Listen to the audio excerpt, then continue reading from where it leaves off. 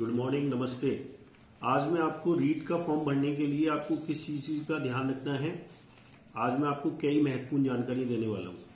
एक तो सबसे पहले आपको फॉर्म भरते समय क्या क्या चीज की जानकारी, क्या क्या चीज आपको पता होना चाहिए। दूसरी बात यह है कि इसका आपकी योग्यता क्या होनी चाहिए, आप किस माध्यम से आप पैसे जमा करा सकते हैं। दूसरी में एक इम्पॉर्टेंट जानकारी जो सबको ज़्यादा क्यूरियोसिटी रहती है, एज। काफ़ी लोग मेरे को यूट्यूब चैनल पे लिख के ही भेजते हैं कि इसमें एज क्या है, जबकि एज का इसमें दे नहीं रखा है। दूसरी बात है कि इसमें आपको किस तरीके से तैयारी करनी है, इसकी भी जाते समय महत्वपूर्ण जानकारी दूंगा। और एक इतना रीट बोला जाता है तो उसके पीछे आपको फाइनली जब आपका सिलेक्शन होगा तो उसमें आपको पेमेंट कितना मिलेगा, ये भी मैं आपको जानकारी बताऊंगा। सबसे पहले मैं आपको बता देता हूँ, आवेदन भरने की जो तारीख है वो 11 जनवरी से स्टार्ट हो गई है और 8 फरवरी 12 बजे तक आप रीट का फॉर्म भर सकते हैं। चालान निकालकर बैंक में जमा करने की तारीख वो आपकी 11 जनवरी से 4 फरवरी तक है। वेबसाइट पर प्रवेश पत्र डाउनलोड करने की 14 अप्रैल से आप डाउनलोड कर सकते हो, जहां 14 अप्रैल से पंजाब में, देश में जो धान की फसल है कट के अपने घर पे आ जाती है, यानी वैसाखी दिवस से, ठीक है ना। वैसाखी दिवस से आप 14 अप्रैल से आप वेबसाइट पर डाउनलोड कर सकते हैं। परीक्षा तिथि 25 अप्रैल, जो आका तीज का फेस्टिवल के आसपास 25 अप्रैल को रविवार को ये परीक्षा आयोजित की जाएगी, जिसमें 6 से लेकर 8 क्लास जो सेकेंड लेवल है उसकी 10 से 12:30 है, और जो फर्स्ट से 5th क्लास है फर्स्ट लेवल की वो 2:30 बजे से 5 बजे तक एग्जाम आयोजित किया जाएगा। सबसे पहले मैं आपको बता दूं, जो ऑनलाइन वेबसाइट पे ही आप फॉर्म भरें, इस ऑनलाइन वेबसाइट का जो है मैं आपको बता रहा हूं http://rajasthan.gov.in/REET 2021। इसी वेबसाइट पे आप फॉर्म अपलोड करें, फॉर्म भरें, इसी वेबसाइट पे जानकारी लें। आप इस चीज का ध्यान रखना, गलत वेबसाइट पे जाके आप फॉर्म अपलोड नहीं करें, ना पैसे जमा कराएं, वरना आपका आवेदन निरस्त हो सकता है और पैसा आपका डूब सकता है।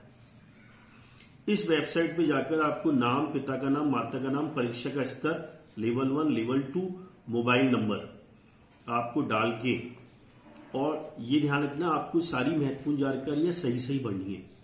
एक बार आवेदन पत्र डाउनलोड करके रफ भर लें।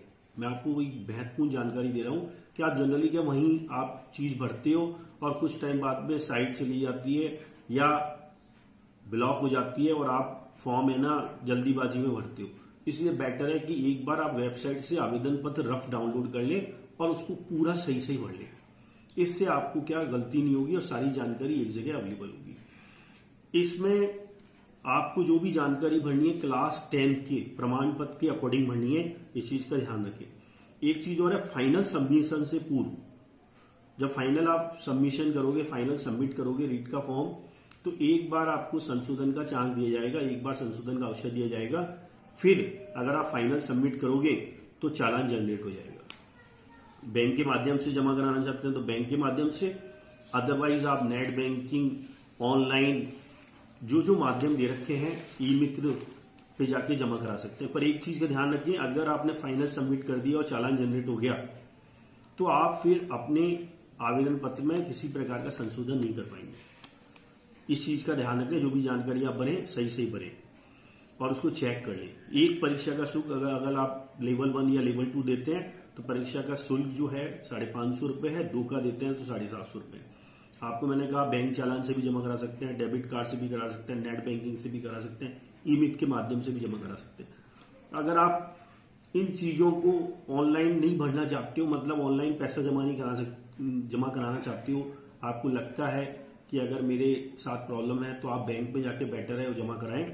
और आपको एक चीज और है, जमा कराने के बाद चेक चालान पेमेंट स्टेटस पे क्लिक करके आप अपने बैंक चालान की जो आप कुछ डिटेल मांगेंगे आप उसकी जानकारी ले सकते हैं कि हमारा अपडेट हो गया क्या।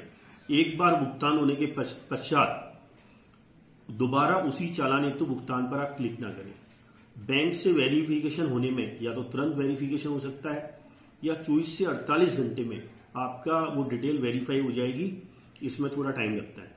एक बार पैसा जमा होने पे रिफंड की कोई पॉलिसी नहीं है, ध्यान रखना। एक बार पैसा जमा हो गया तो आपको रिफंड नहीं होगा।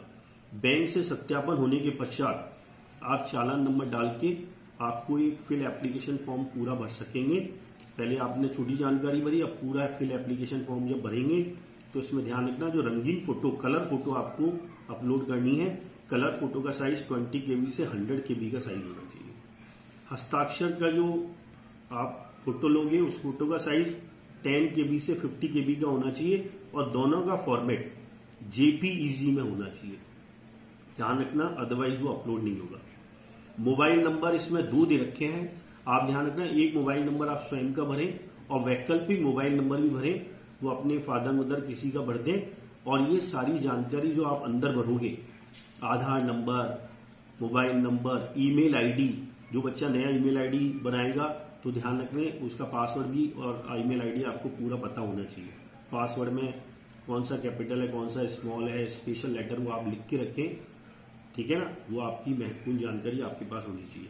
और जो भी फॉर्म फिल करें वो ध्यान रखना 10 क्लास के अकॉर्डिंग होना चाहिए। मैं न्यूनतम योग्यता बता देता हूं। लेवल 1 के लिए senior secondary 50%, 2 years diploma in elementary education. इस बार रीट में खास बात और फाइनल ईयर अपियरिंग स्टूडेंट्स को भी मौका दिया गया है, पर जो 27/9/2007 से पहले के जिन्होंने प्रवेश लिया या परिणाम जारी हो गए एनसीटी के नियमानुसार, तो उनको परसेंटेज में छूट दी गई है। उनके लिए 50% क्राइटेरिया नहीं है। लेवल 2 में स्नातक और स्नातकोत्तर 50% प्लस बीएड पास और फाइनल ईयर अपियरिंग स्टूडेंट को भी मौका दिया गया है। उनका रीट के परिणाम से पहले रिजल्ट आ जाना चाहिए। और इसमें फिर आगे जाकर प्रॉब्लम खड़ी हो सकती है कि अप्रैल में एग्जाम होंगे और सेकेंड ईयर की इंटर्नशिप में अभी कुछ नहीं हुआ है, तो डेफिनेटली रीट का परिणाम रिजल्ट का वेट करेगा और उसके बाद ही आउट होगा। रीट की जो न्यूनतम पासिंग मार्क्स है वो कितना लाना है, मैक्सिमम तो जितना लाओगे उतना ही अच्छा है, पर जनरल कैटेगरी के लिए 60% है। एसटी के लिए अगर नॉन टीएसपी एरिया है तो 55% और टीएसपी एरिया में क्या क्या आता है, जैसे डूंगरपुर, बांसवाड़ा, प्रतापनगर, सिरोही, चित्तौड़गढ़, उदयपुर 36% है इनके लिए एसटी कैटेगरी में, जो ट्राइबल एरिया वाले एरिया के लोग हैं।